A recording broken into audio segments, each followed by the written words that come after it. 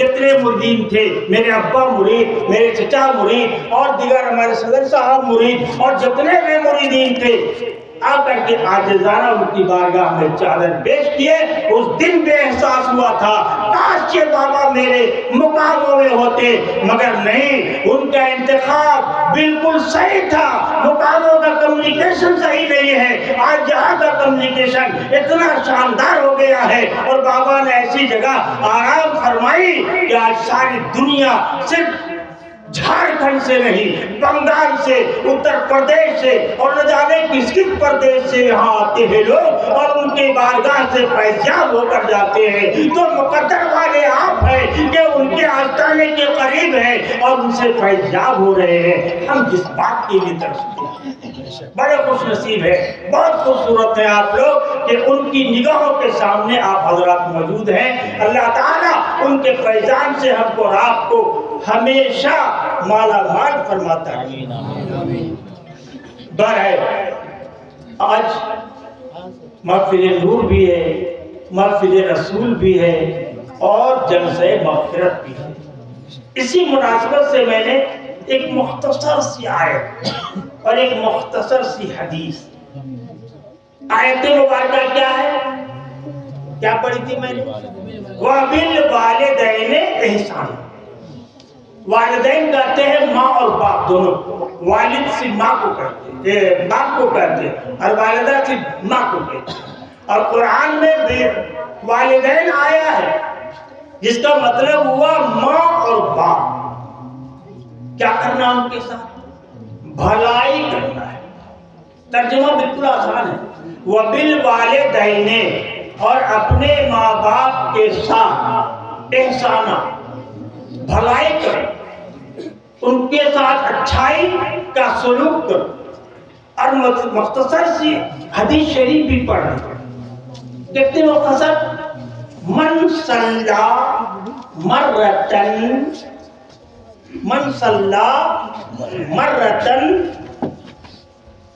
وذرتن لم یبقی ذرتن، من صلی مرتن لم یبقی ذرتن۔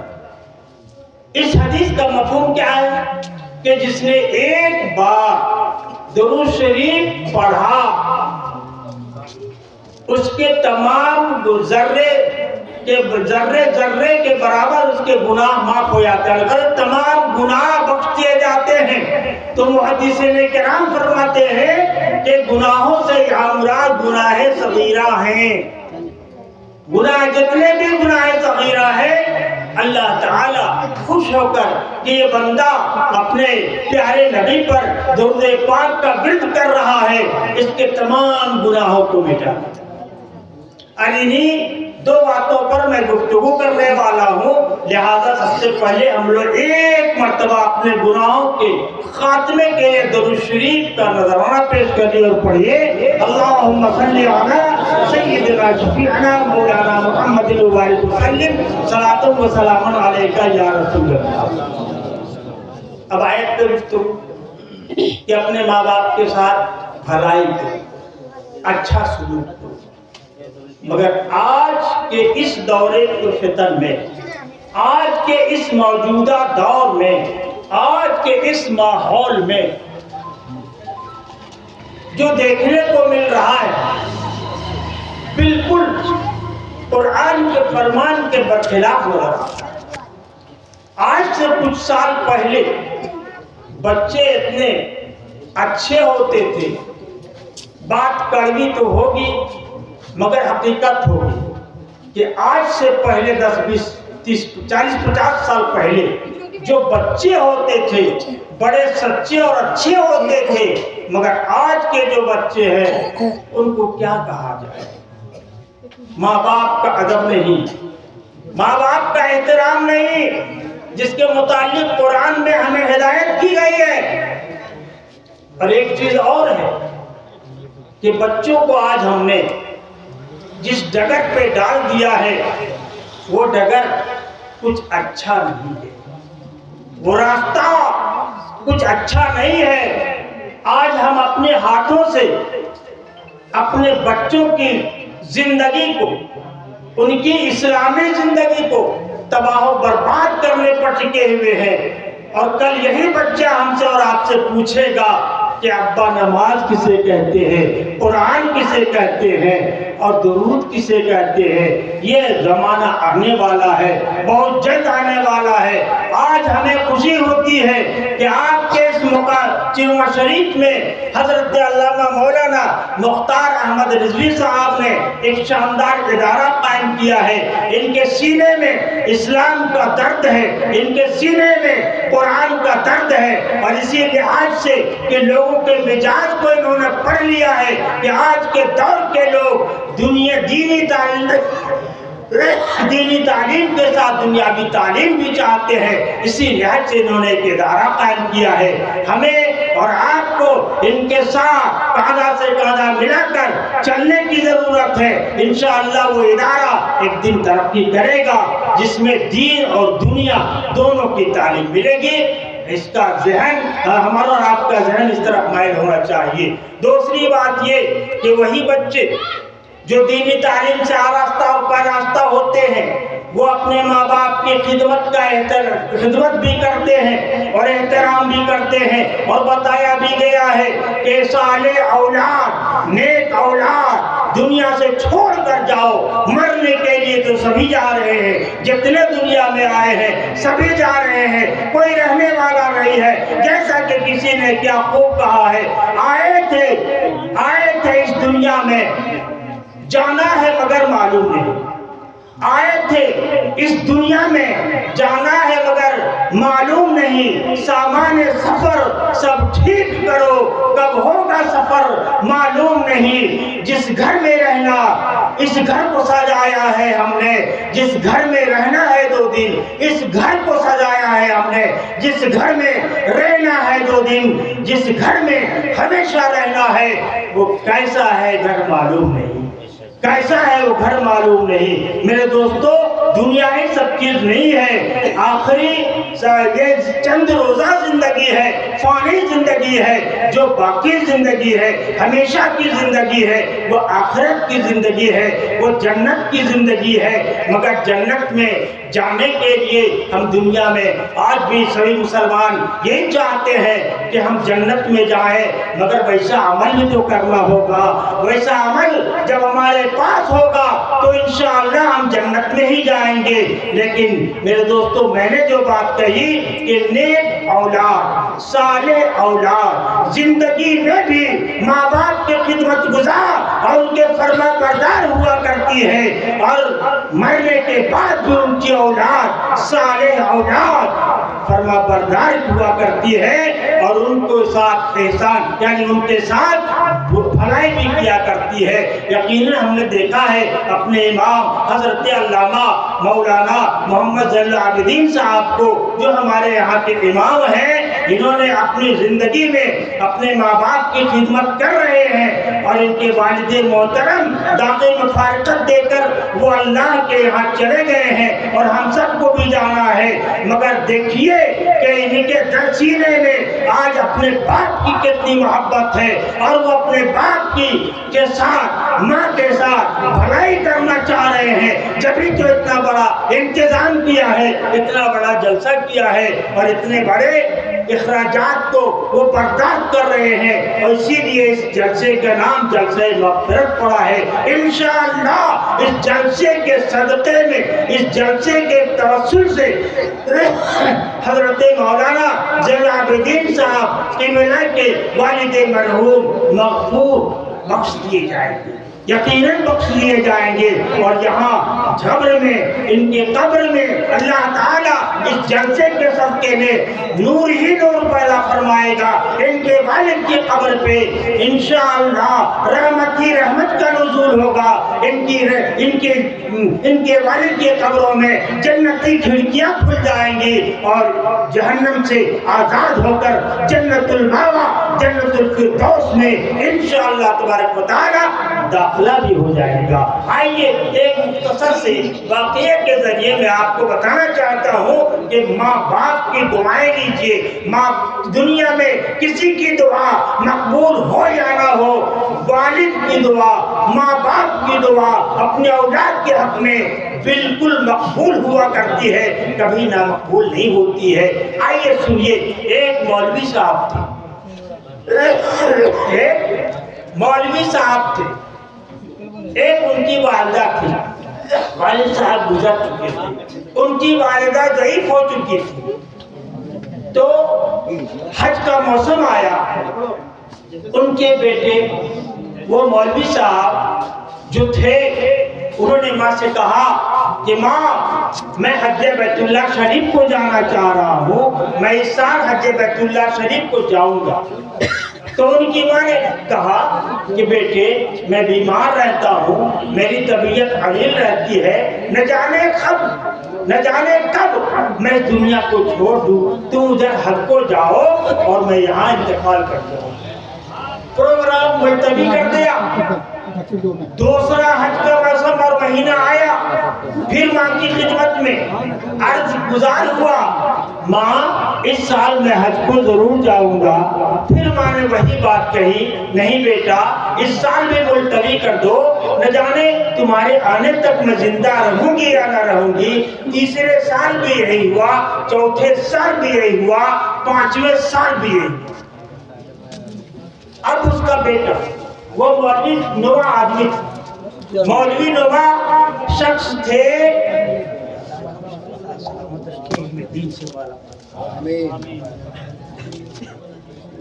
پانچویں چھٹے سال وہ مولوی نوا آدمی، مولوی صورت آدمی جھنجھلا گیا کہ ہر سال میں حج بیت اللہ شریف کی زیارت کو جانا چاہتا ہوں اور اللہ سبحانہ اور روضہ منورہ مطہرہ عقائد عالم صلی اللہ علیہ وسلم کی زیارت سے مشرف ہونا چاہتا ہوں، مگر میری ماں 4-5 سالوں سے مجھے جانے نہیں دیتی. وہ جھلنا گیا اور جب موسم آیا حج کا تو بغیر ماں کو پوچھے اس نے اپنا سوانح سفر ٹھیک کر لیا اور اتنا کہہ دیا کہ ماں قافلہ یہ لوگ جا رہے ہیں میں بھی حج کو جا رہا ہوں. اب نکل گیا. ماں بولتی رہی بیٹا رک جا، اس سال بھی رک جا، ہو سکتا ہے میں تیرے آنے تک زندہ نہ رہوں گی. مگر اس نوجوان نے ایک بات بھی نہ مانی نہ سنی اور وہ نکل گیا. تو اس کی ماں نے ادھر دعائیں دینی شروع کی، بد دعا. یا اللہ میرا بیٹا جس طرح مجھے چھوڑ کر تنہا چلا گیا، اے اللہ میرا بیٹا جس طرح مجھے سسکتی اور بیمار حالت میں چھوڑ گیا ہے، اللہ تو اسے ذلیل و خوار و رسوا کر. اس نے مجھے بے عزت کیا، میری ذلت کی ہے، یا اللہ تو بھی اس کو ذلت میں ڈال دے. وہ بندہ پہنچ رہا ہے، سفر جاری ہے، ماں ادھر بیچاری ہے، سفر جاری ہے. جاتے جاتے شام کا وقت ہو گیا، دوسرے تیسرے کسی دن بھی. تو وہ ایک گاؤں میں ٹھہر گیا. دیکھا کہ یہاں مسلموں کی آبادی ہے، یہاں پہ مسجد ہے، یہاں پہ میناریں نظر آ رہے ہیں. وہ ٹھہر گیا رات کو مسجد میں. عشاء کی نماز ہو گئی، پھر وہ کچھ دیر آرام کیا، پھر تہجد کی نماز کے لیے اٹھا، وضو بنایا اور تہجد کی نماز میں مشغول ہو گیا. عین اسی وقت اسی محلے میں درود شریف پڑھیے، اللہم صلی علی سیدنا مولانا محمد مبارک وسلم. صلاۃ و سلام علیکہ سیدی یا رسول اللہ صلی اللہ تعالی علیہ وسلم.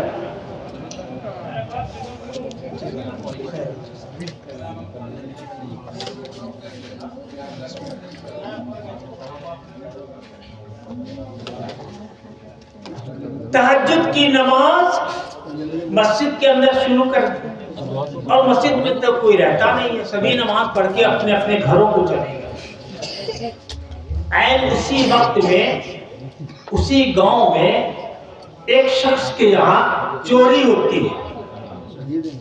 ایک شخص کے یہاں ایک چور آتا ہے اور اس کے گھر میں چوری کر دیتا ہے. جب چوری کر لیا، سامان باندھ لیا، اکٹھے کر لیا، تب گھر والے بیدار ہو گئے. دیکھا یہ کون ہے؟ تو پکڑو پکڑو چور چور ہلہ ہوتا ہی ہے. اس کے پیچھے بھاگے. ایک دو چار شخص جو اگل بغل کے پڑوسی تھے وہ بھی آواز سن کر دوڑے. اب وہ شخص دیکھ رہا ہے کہ میں یہاں سے جب تک وہاں چینو چچاکی تک نکلوں گا مجھے لوگ پکڑ لیں گے. بغل میں مسجد تھی، ترنت مسجد میں دروازہ کھولا اور گھس گیا. اور گھس کر اس نے اپنا سامان ایک مسجد کے کونے میں یا وہیں پر مسجد میں رکھ دیا اور اس کی باؤنڈری پھاند کر، اس کی دیوار پھاند کر وہ شخص اتر گیا اس بار اور نہ جانے کہاں کھو گیا. اب گاؤں کے لوگ جو اس کو پیچھا کر رہے تھے اسی مسجد میں گھستے ہوئے تو نظر سے دیکھ لیا، اسی میں گھسے. لوگ گئے تو کیا دیکھتے ہیں کہ ایک انسان وہاں پہ نماز پڑھ رہا ہے. دیکھا سامان یہاں بغل میں رکھا ہوا ہے. جب اس نے نماز مکمل کر لی، نماز سے فارغ ہو گیا تو اسے پکڑا اور اس کو زد و کوب کیا، اسے خوب مارا اور پیٹا اور کہا یہ سامان تم نے میرے گھر سے کیوں چوری کی ہے؟ تم چور ہے. وہ لاکھ کہتا رہا کہ نہیں میں چور نہیں ہوں، میں نے یہ سامان چوری نہیں کی ہے. مگر کون سنتا ہے؟ سبھی نے اسے مارا پیٹا اور صبح بادشاہ کے دربار میں لے جا کر حاضر کر دیا اور کہا حضور بادشاہ سلامت، یہ چور ہے اور عجب رنگ کا چور ہے.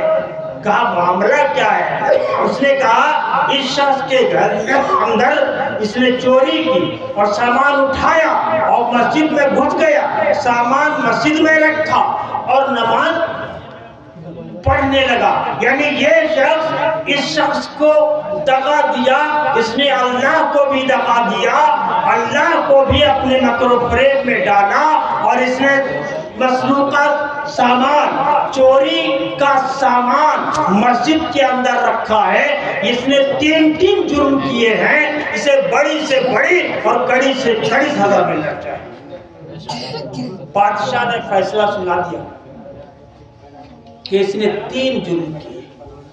چوری کی تو شرع کے مطابق اس کے ہاتھ کاٹ دیے جائیں،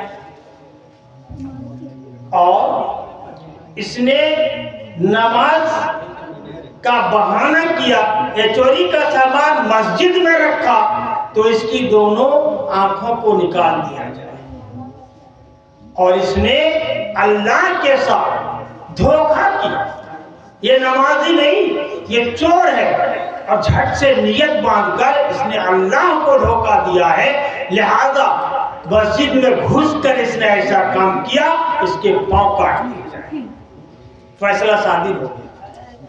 اب اس کے دونوں ہاتھ کاٹ دیے گئے، دونوں آنکھیں نکال دی گئی، دونوں پاؤں کاٹ دیے گئے.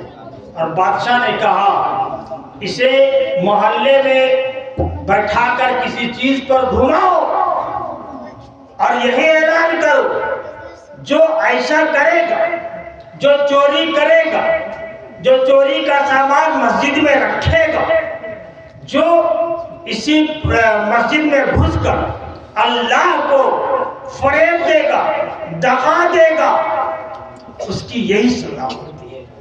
چنانچہ اسے کسی چیز پر بیٹھا کر محلے میں لوگ گھومنے لگے اور جو منادی تھا اعلان کرنے والا وہ یہی باتیں اعلان کر رہا ہے کہ جو ایسا کرے گا اس کا یہی حال ہوگا.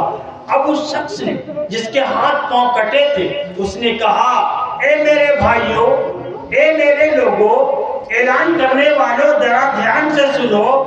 یہ مت کہو کہ میں نے چوری کی، میں مسجد میں گھسا، میں نے چوری کا سامان مسجد میں رکھا جس کی وجہ سے مجھے یہ سزا ملی ہے، بلکہ اعلان کرو کہ میں نے اپنی ماں کی نافرمانی کی، ان کا حکم نہیں مانا، ان کو یوں ہی بے حال اپنے گھر میں چھوڑ کر نکل چکا ہوں، تب میرے ساتھ. تو جو ایسا کرے گا، جو اپنی ماں کی اجازت کے بغیر، جو اپنی ماں کو اس حال میں، بیماری کے حال میں چھوڑ کر اور کسی دیگر حال میں چھوڑ کر، ماں کی حکم ادھوری اور اس کا حکم کو توڑ کر جو ایسا کرے گا، اس کے ساتھ ایسا سلوک ہوگا، تب لوگ حیران ہو گئے، آخر ماجرا کیا ہے؟ یہ شخص بتاؤ کیا معاملہ ہے؟ بادشاہ نے ایسا کہا ہے اور تم ایسا کہتے ہو۔ تو اس نے پورا ماجرا سنا دیا کہ میں 4-5 سال سے حج بیت اللہ شریف کو جانے کے لیے تڑپ رہا تھا، مگر میری ماں روکتی رہی، اس سال بھی روک رہی تھی، میں نے ان کے حکم کی نافرمانی کی ہے، میں نے انہیں بستر حالت پر چھوڑ کر بیماری کی حالت میں چھوڑا اپنے گھر میں، اور میں مکہ شریف کے لیے روانہ ہو گیا ہوں، تب یہ مجھے سزا مل رہی ہے۔ تو میرے دوستو، جو اپنے ماں باپ کے ساتھ فضل کرتے ہیں، احسان کرتے ہیں، اکرام کرتے ہیں، بھلائی کرتے ہیں، خوش اخلاقی کے ساتھ پیش آتے ہیں، ان کی زندگی میں بہار ہی بہار آتی ہے، وہ زندگی بھر شادماں اور خوشحال رہا کرتے ہیں، کیونکہ حدیث میں بھی آیا ہوا ہے جو والدین کے ساتھ حسن سلوک کرے، ساتھ ہی ساتھ جو انسان اپنے والدین کو ایک مرتبہ خندہ پیشانی، خوش روئی، حسن اخلاق کے ساتھ ان کی زیارت کر لے گا، اپنے ماں باپ سے مل لے گا، تو سمجھو اللہ تعالیٰ اس کے نام اعمال میں ایک حج مقبول کا ثواب لکھ دے گا۔ یہ انسان حج کرنے چلا تھا، مگر اسے حضور کی حدیث یاد نہیں آ رہی ہے کہ میں جا تو رہا ہوں، مگر اس سے بڑا حج تو میرے گھر میں موجود ہے، اور ایک مرتبہ زندگی میں حج کرنا فرض ہے۔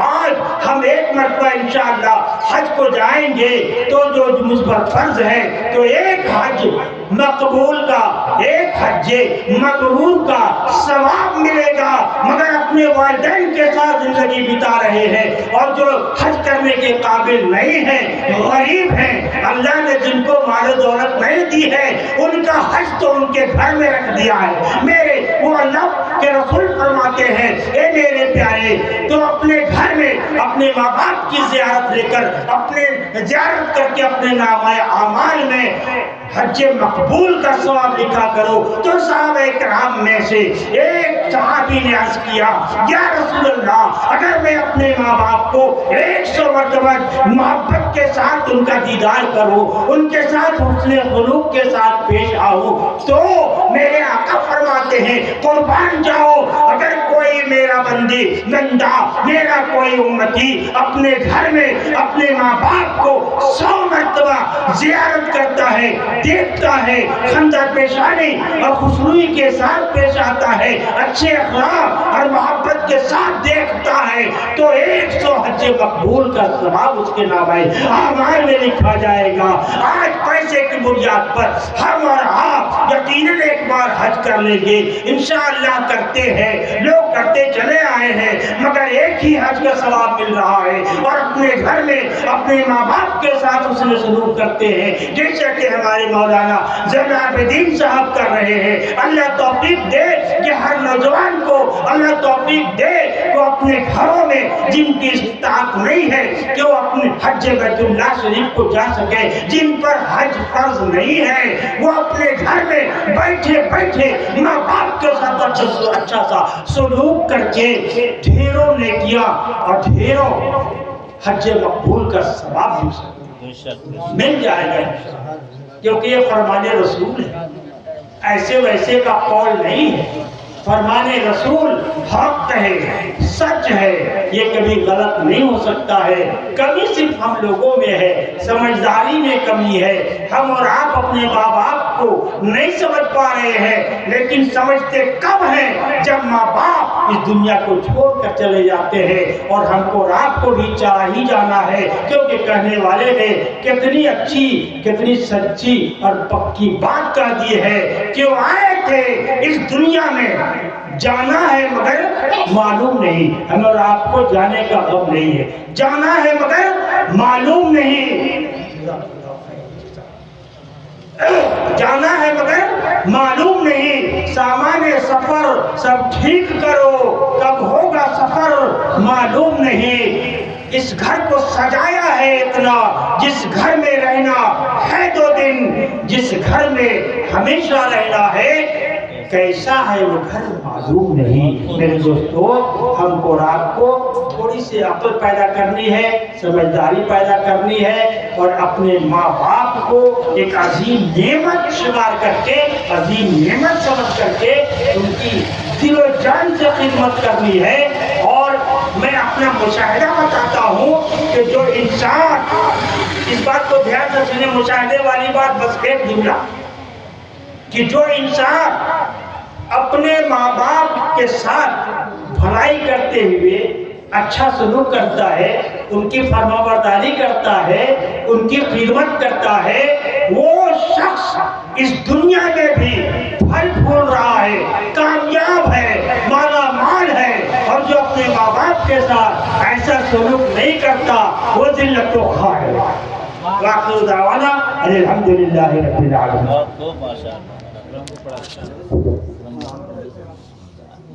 سلیم صاحب کو بار بار